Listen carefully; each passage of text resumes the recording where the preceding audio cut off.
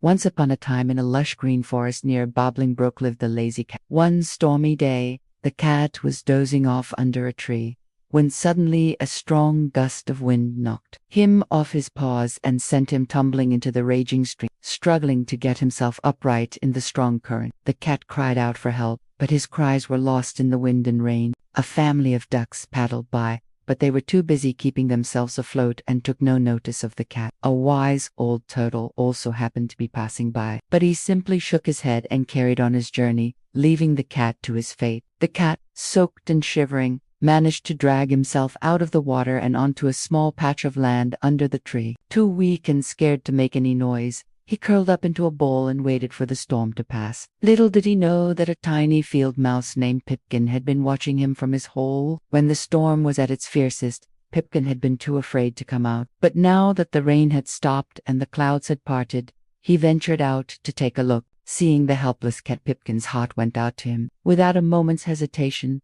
he ran to the cat and began asking him questions. "Are you all right? Do you need some help?" The cat, surprised by the mouse's bravery, managed to squeak out a yes, and so Pipkin, with the help of some other mice, carried the cat back to his den, where they dried him up with soft towels and fed him some warm milk. The cat, feeling the warmth of the fire and the kindness of the mice, purred with gratitude. He stayed with the mice for several days, until he was strong enough to return to his own home. Before he left, the mice told him that he should probably build a small bridge over the stream so that if anyone ever fell in again, they would have an easier time getting out. The cat thanked them for their help and promised to do just that. And so it was that a few weeks later, when the cat was strolling through the forest and came across the stream, he found a sturdy branch and, with the help of some beavers, built a small bridge. Just then, a little bunny hopped by and thanked the kit for building the bridge, as he had fallen in the stream several times before and had no one to help him out.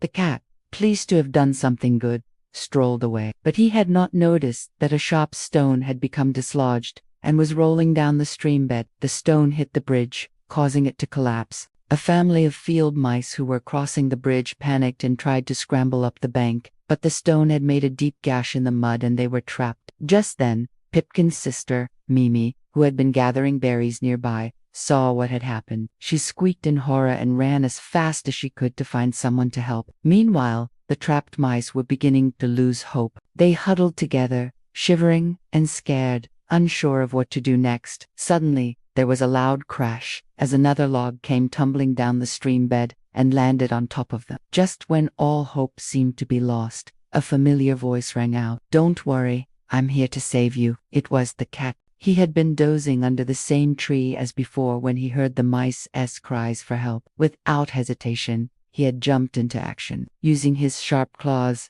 the cat began digging frantically at the log, moving small rocks and dirt aside until finally, with one last heave, he managed to push the log off the trapped mice. Shaking with exhaustion, the cat helped the mice out of the ditch and onto the bank. They were safe. As the mice looked at the cat, they realized that he had changed. No longer was he the lazy, selfish cat who cared only about himself. Now he was a hero, brave and kind.